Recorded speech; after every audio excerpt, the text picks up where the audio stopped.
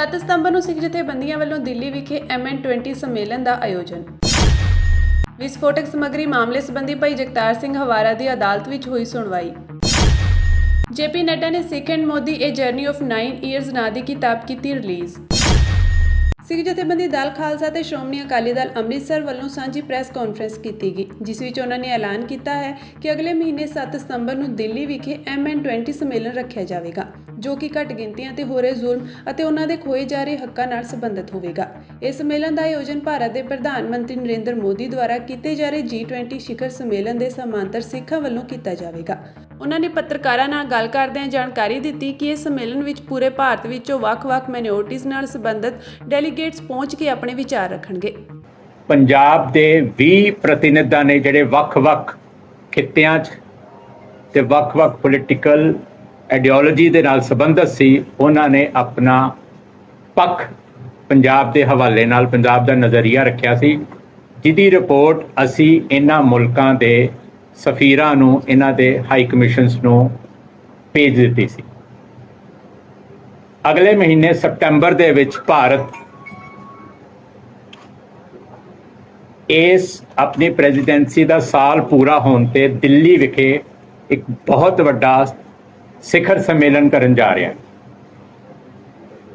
ਭਾਰਤ ਦੇ ਪ੍ਰਧਾਨ ਮੰਤਰੀ ਨਰਿੰਦਰ ਮੋਦੀ ਨੇ ਕੱਲ ਮਨ ਕੀ ਬਾਤ ਦੇ ਵਿੱਚ ਕਿਹਾ ਕਿ ਇਹ ਉਹਨਾਂ ਦੀ ਜ਼ਿੰਦਗੀ ਦਾ ਸਭ ਤੋਂ ਵੱਡਾ ਈਵੈਂਟ ਹੋਣ ਜਾ ਰਿਹਾ ਅਗਲੇ ਮਹੀਨੇ ਦਿੱਲੀ ਦੇ ਵਿੱਚ, ਜਿਹਦੇ ਵਿੱਚ ਉਹਨਾਂ ਨੇ 40 ਮੁਲਕਾਂ ਦੇ ਹੈੱਡ ਤੇ ਇੰਟਰਨੈਸ਼ਨਲ ਆਰਗੇਨਾਈਜੇਸ਼ਨ ਦੇ ਮੁਖੀ ਬੁਲਾਏ ਨੇ, ਔਰ ਜਿਹੜੇ ਸ਼ਿਰਕਤ ਕਰਨ ਜਾ ਰਹੇ ਨੇ ਉਹਨਾਂ ਦੇ ਅਕੋਰਡਿੰਗ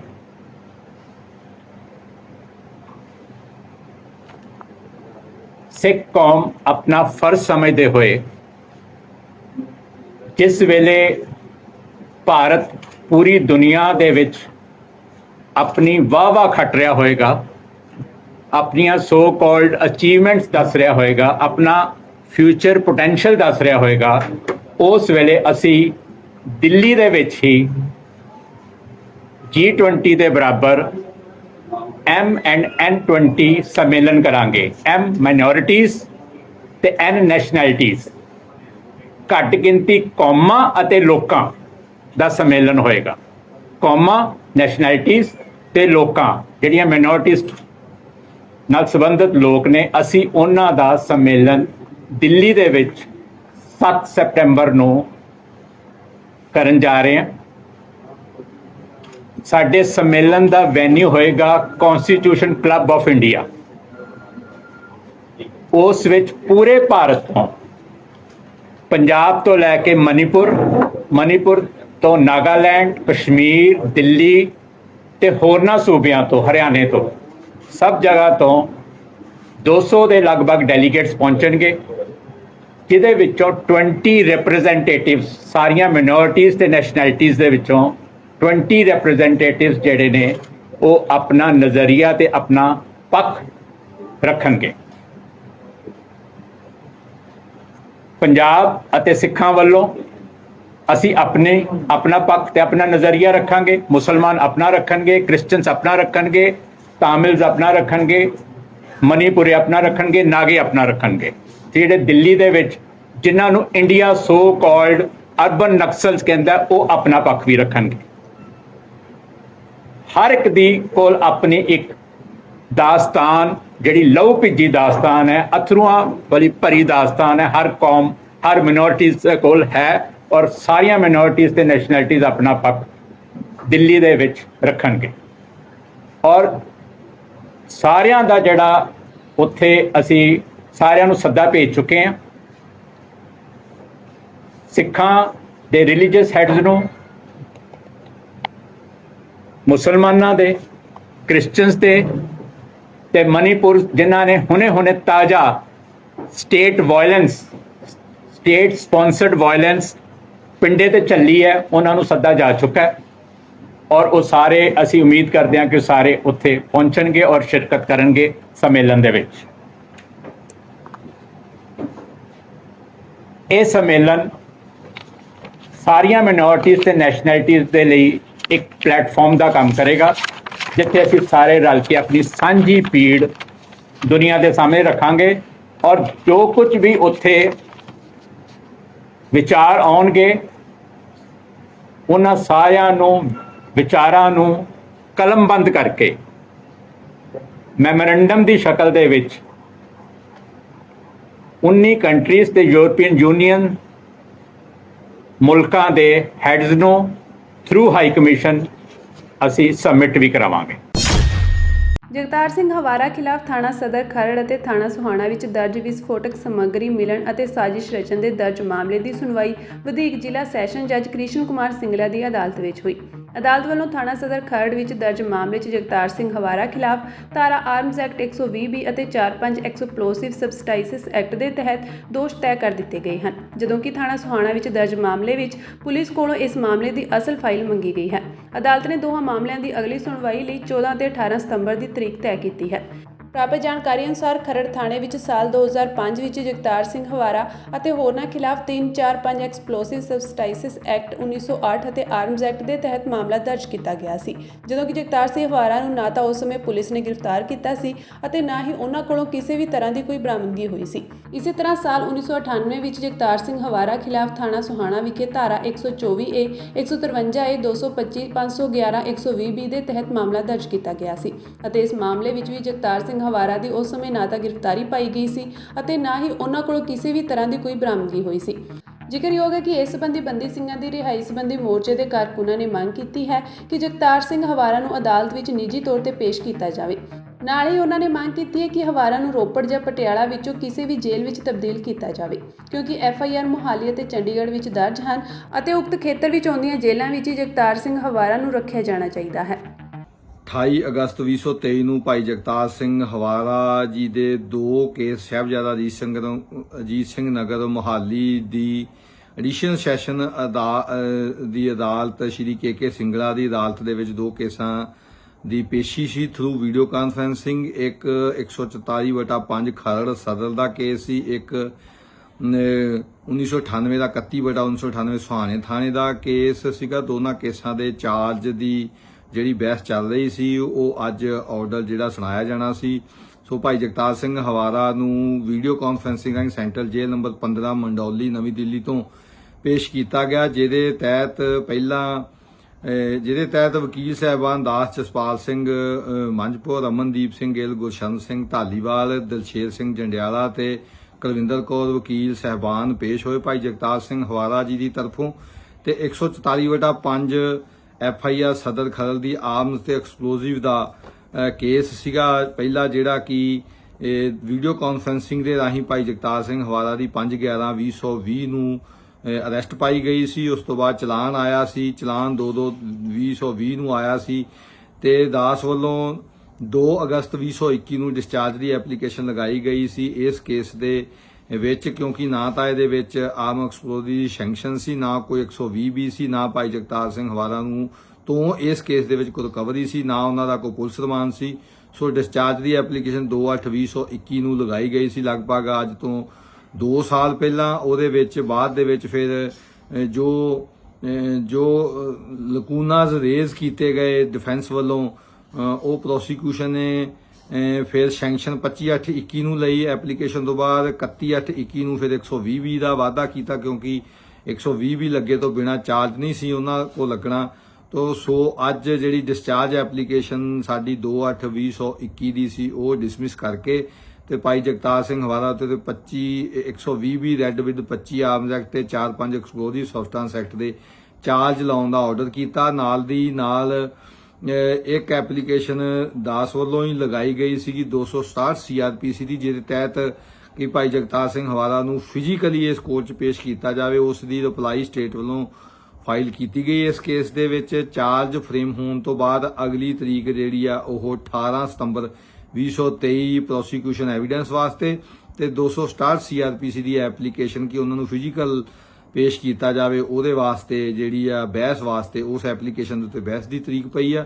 ਸੋ ਦੂਸਰਾ ਕੇਸ 31/98 ਜਿਹਦੀ ਵੀ ਅਰੈਸਟ ਭਾਈ ਜਗਤਾਰ ਸਿੰਘ ਹਵਾਰਾ ਦੀ ਥਰੂ VC ਹੋਈ, ਉਸ ਤੋਂ ਬਾਅਦ ਚਲਾਨ ਜਿਹੜਾ ਪੇਸ਼ ਕੀਤਾ ਗਿਆ ਉਹਦੇ ਤੇ ਚਾਰਜ ਤੇ ਬਹਿਸ ਸੀ। 124A 153A ਦਾ ਕੇਸ ਆ, ਨਾ ਉਹਨਾਂ 'ਚ ਸੈਂਕਸ਼ਨ ਆ। ਸਪੈਸੀਫਿਕਲੀ 11/5/2022 ਨੂੰ ਸੁਪਰੀਮ ਕੋਰਟ ਆਫ ਇੰਡੀਆ ਨੇ ਜਿਹੜੇ ਸਸਪੈਂਡ ਕੀਤਾ ਹੋਇਆ 124A ਦੇ ਤਹਿਤ ਪ੍ਰੋਸੀਡਿੰਗ ਤੇ ਹੇਠਲੀਆਂ ਅਦਾਲਤਾਂ ਨੂੰ ਇਹ ਡਾਇਰੈਕਸ਼ਨ ਕੀਤੀ ਹੋਈ ਆ ਕਿ ਉਹਨਾਂ ਨੇ restrain from prosecution against under section 124A ਉਸ ਵਾਸਤੇ ਬਹਿਸ ਕੀਤੀ ਗਈ, ਜਜਮੈਂਟਸ ਵੀ ਦਿੱਤੀਆਂ ਗਈਆਂ ਤੇ ਸਰਕਾਰੀ ਵਕੀਲ ਨੂੰ ਇਸ ਸਬੰਧ ਦੇ ਵਿੱਚ ਅਗਲੀ ਤਰੀਕ ਜਿਹੜੀ ਕਿ 14/9/2023 ਪਾਈ ਆ ਚਾਰਜ ਦੀ ਬਹਿਸ ਵਾਸਤੇ ਤਿਆਰੀ ਕਰਨ ਵਾਸਤੇ ਕਿਹਾ। ਨਾਲ ਦੀ ਨਾਲ ਇਸ ਕੇਸ ਦੀ ਵੀ ਪੁਰਾਣੀ ਫਾਈਲ ਜਿਹਦੇ ਵਿੱਚ ਭਾਈ ਜਸਪਾਲ ਸਿੰਘ ਢਿੱਲੋਂ ਤੇ ਪਰਮਿੰਦਰਪਾਲ ਸਿੰਘ ਤੇ ਜਸਵੰਤ ਸਿੰਘ ਸਿੱਧੂਪੁਰ ਤੇ ਹੋਰ ਸਿੰਘ ਜਿਹੜੇ ਇਸ ਕੇਸ ਦੇ ਵਿੱਚੋਂ ਬਰੀ ਹੋਏ ਸੀ, ਉਸ ਮੇਨ ਫਾਈਲ ਜਿਹੜੀ ਆ ਉਹ ਵੀ ਸਮਨ ਕੀਤੀ ਗਈ ਆ ਤੇ ਇਹ ਸੁਹਾਣਾ ਕੇਸ ਵਾਲੇ ਦੀ ਜਿਹੜੀ ਅਗਲੀ ਤਰੀਕ ਆ ਉਹ 14/9/2023 ਚਾਰਜ ਦੀ ਬਹਿਸ ਵਾਸਤੇ ਤੇ ਸਰਕਾਰੀ ਵਕੀਲ ਵੱਲੋਂ ਜਵਾਬ ਦਾਖਲ ਕਰਨ ਦੀ ਪਾਈ ਗਈ। ਭਾਜਪਾ ਦੇ ਕੌਮੀ ਪ੍ਰਧਾਨ ਜੇਪੀ ਨੱਡਾ ਨੇ Sikhs and Modi a journey of 9 years ਪੁਸਤਕ NDMC ਕਨਵੈਨਸ਼ਨ ਸੈਂਟਰ ਵਿਖੇ ਭਾਜਪਾ ਆਗੂ ਸਰਦਾਰ ਮਨਜਿੰਦਰ ਸਿੰਘ ਸਿਰਸਾ ਵੱਲੋਂ ਕੀਤੇ ਉਪਰਾਲੇ ਸਦਕਾ ਹੋਏ ਸਮਾਗਮ ਵਿੱਚ ਰਿਲੀਜ਼ ਕੀਤੀ।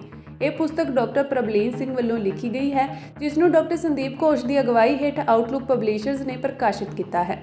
ਇਸ ਪ੍ਰੋਗਰਾਮ ਵਿੱਚ ਸਿੱਖ ਕੌਮ ਦੇ ਵੱਡੇ ਇਕੱਠ ਨੂੰ ਸੰਬੋਧਨ ਕਰਦਿਆਂ ਜੇਪੀ ਨੱਡਾ ਨੇ ਕਿਹਾ ਕਿ ਪ੍ਰਧਾਨ ਮੰਤਰੀ ਸ਼੍ਰੀ ਨਰਿੰਦਰ ਮੋਦੀ ਦੀ ਅਗਵਾਈ ਹੇਠ ਸਰਕਾਰ ਨੇ ਸਿੱਖ ਗੁਰੂ ਸਾਹਿਬਾਨ ਤੇ ਸਿੱਖ ਕੌਮ ਵੱਲੋਂ ਦੇਸ਼ ਵਾਸਤੇ ਕੀਤੀਆਂ ਕੁਰਬਾਨੀਆਂ ਦੀ ਜਾਣਕਾਰੀ ਦੁਨੀਆ ਤੱਕ ਪਹੁੰਚਾਉਣ ਦੇ ਵੱਡੇ ਉਪਰਾਲੇ ਕੀਤੇ ਹਨ। ਉਨ੍ਹਾਂ ਇਹ ਵੀ ਕਿਹਾ ਕਿ ਸ਼੍ਰੀ ਮੋਦੀ ਦੇ ਹੁਕਮਾਂ ਤੇ ਹੀ 1984 ਦੇ ਸਿੱਖ ਕਤਲੇਆਮ ਦੀ ਜਾਂਚ ਵਾਸਤੇ SIT ਗਠਿਤ ਕੀਤੀ ਗਈ ਤੇ 38 ਸਾਲਾਂ ਬਾਅਦ ਦੋਸ਼ੀਆਂ ਨੂੰ ਸਜ਼ਾਵਾਂ ਮਿਲ ਰਹੀਆਂ ਹਨ।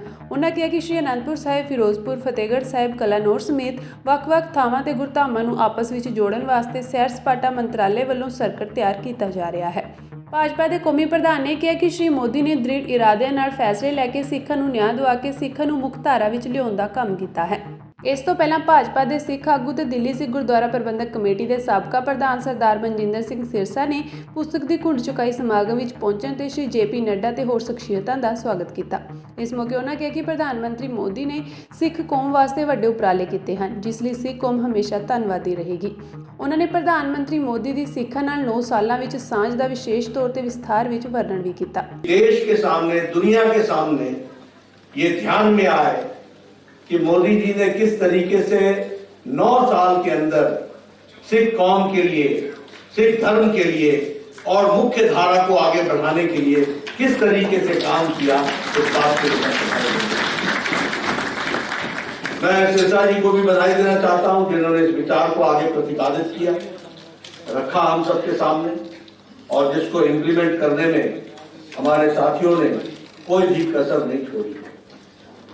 मुझे पूरा विश्वास है कि ये एक सकारात्मक विचार लोगों के मन में जिस तरीके से देश की एकता अखंडता के लिए सिख समुदाय ने, सिख कौम ने, सिख धर्म ने काम किया है, वह भी दुनिया के सामने आएगा और एकता के लिए जो हमारे सिख गुरुओं ने और राष्ट्रभक्ति के लिए जिन कामों को किया है वह भी दुनिया के सामने सही रूप में रखा जाएगा। यह टॉपिक के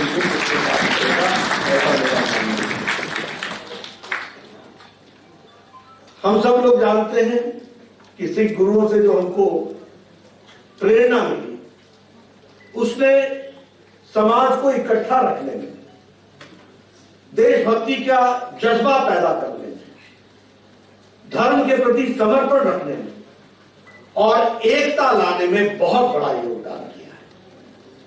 और उनके बताए हुए रास्ते पर हम सब लोग चलते हुए भारत देश को मजबूत बनाने में सिख कौम का योगदान और उसके दृष्टि से किस तरीके से राष्ट्रीयता को आगे बढ़ाने के लिए सिख धर्म ने अपने आप को कुर्बान किया, ताकत लगाई, पूरे जोर शोर से लगे, यह भी दुनिया के सामने स्पष्ट रूप से आएगा।